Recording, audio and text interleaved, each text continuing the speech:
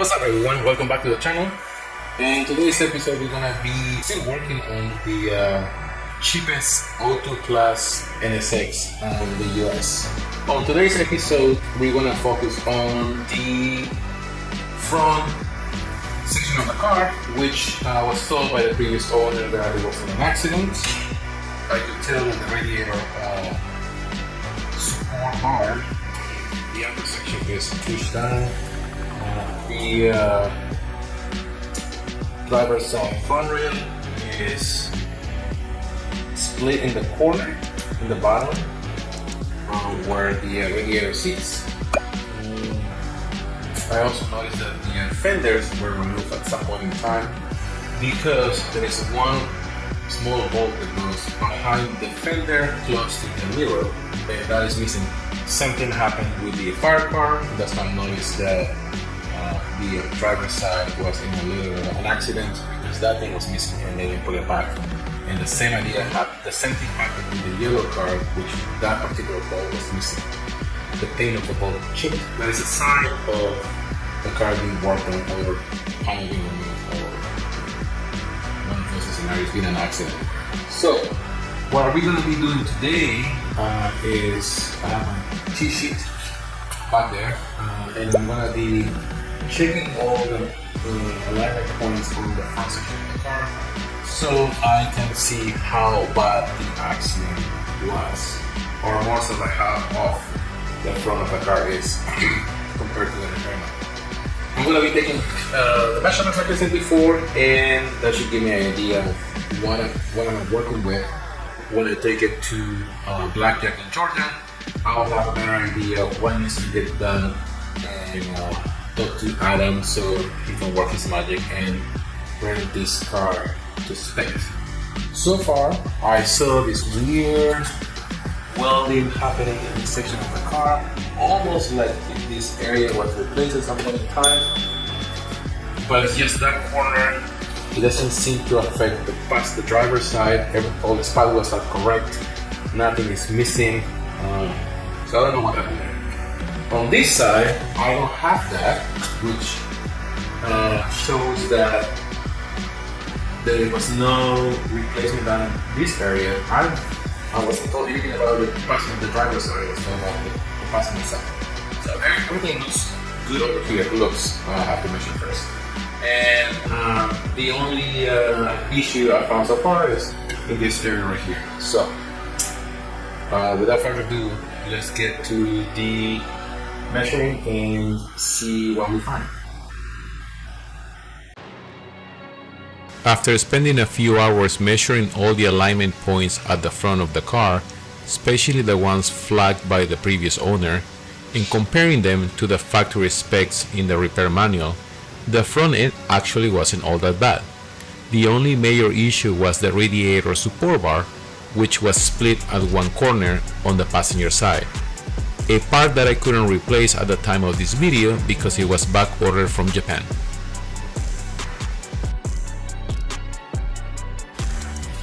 Alright, so I took all the measurements based on the repair manual, and the main issues are in this area right here. Well, this one because it's pushed down. This is alignment point B if you want to refer to the repair manual. Also, alignment point A is off by 10. This is 20 millimeters pole, and it's off by 10. And you can also use the ones in top. It's also off by 10. It's 810 millimeters to be 800. This alignment point right here on the passenger side front rail, it should be 733 millimeters and 742 millimeters. So it's off by 9 millimeters. Push in, and everything kind of like falls into this section of the car that is pushed out by 10 millimeters. I guess when we take it to the frame machine and we bring it in 10 millimeters, everything should start like falling into place. For the most part, all these alignment points on the by the fender line, by the fender, they're fine. Where the hood was connected, remove the bolt was in alignment point 2. Everything on top looks straight with the exception of this area right here. So we have to bring this blade out push this support bar up and make it flat. Next, I'm gonna bring the car up and take some measurements from underneath just to make sure everything is fine under the car. And if that all checks out, the only thing I'm gonna have to do is talk to Adam at Blackjack and bring the car over so he can work his magic and bring this baby back to spec so we can put it together and have the cheapest O2 Plus NSX on the US back on the road. So the car up in the air, take some measurements, and see what we got. A few moments later. And here I am now with the beauty of editing. I'm currently in Atlanta, Georgia with my friend Adam from Blackjack. The car is here. Beautiful R32. So what we're gonna be working on is bringing the passenger side front rail 10 millimeters in. We have to address that area where the tow hook is, bring it up, and then the radiator support here needs to come out probably like 6 or 7 millimeters.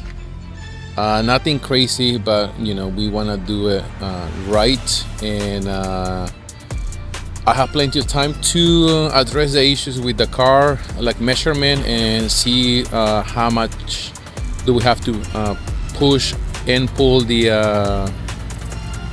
front rail. So we should be good to go. Once we got the car up on the frame machine, Adam and I decided to double check the front end measurements, just to be sure there were no new deviations from the numbers I took back in Maryland. We also had to keep in mind that the lift where I had the car wasn't perfectly level, which could have thrown things off a bit. After retaking everything, we spotted a slightly 2 millimeter deviation on the upper section of the passenger side fender. So with that in mind, we began pulling the passenger side front rail, slowly and steady. We didn't want to risk popping any of the factory welds. To help things along, we applied a bit of heat to loosen up the metal and make our life easier. We work in small increments, pulling inwards and downwards to bring the side of the car as close as possible as the factory spec. So we have to rework the passenger side while we were bringing the front rail towards the center, because it was off 10 millimeters. The rail is started to do this as we are bringing it in. It started going up, so it went up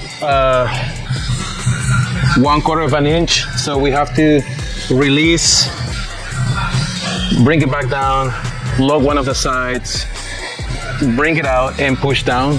So now we are perfectly level horizontally.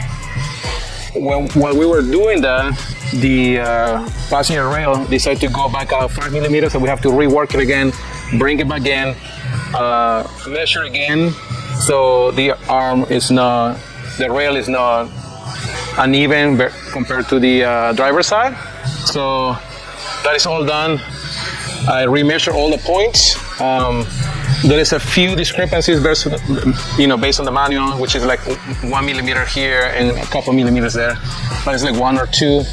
And these cars were home built, so there is a slightly marginal error. Plus, you can do some wedges and realign the panels and stuff like that. So I was trying to go as square as possible. The car is square. It's just when you go passenger to driver and driver to passenger, it is off maybe 1 millimeter here and there. I think like 2 points are a bit off. But much better than what it was before. And what we're gonna do now is try to work. The support brackets are split. We're probably gonna do a couple of spot welds in it just to keep it together. I was looking for the particular part in Amayama, and they haven't get back to me yet. So for the time being, we're gonna do spot welds, bring the car back together, rework the radiator support, and whenever I find the parts that I need, because it's actually 1, 2, 3, 4, 5, 6. There are 6 pieces. There are 2 pieces that goes. This is a 2-piece part. One here in the outer, one in the inner. You weld those together, and then you have 2 pieces that create the radiator support, one top, one bottom. So Whenever I get those from Amayama, then we're gonna drill the spot welds, remove that section, and put a new one. But for the time being, we're gonna do some spot welds, get it together, weld the support, and we should be back on the road.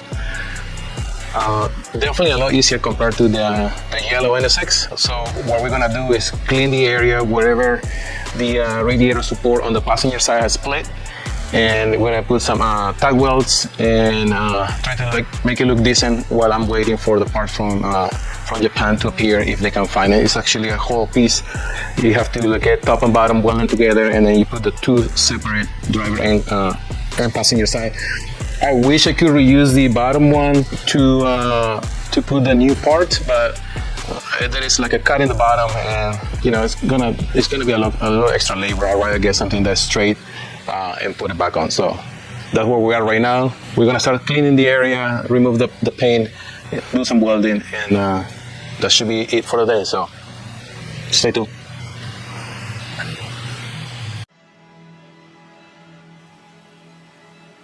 After cleaning up the front end of the car, we did some grinding on the radiator cross member so we could add a few welds and reinforce the area. Once that was done, we took some final measurements and we were pretty happy with the final results.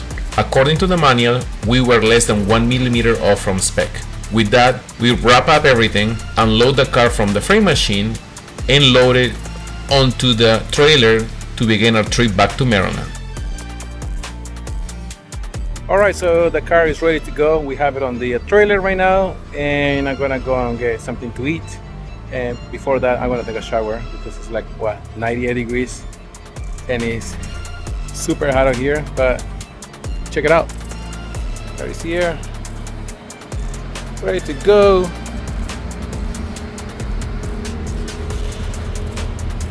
It's pretty straight. And we should be able to put all the panels back together for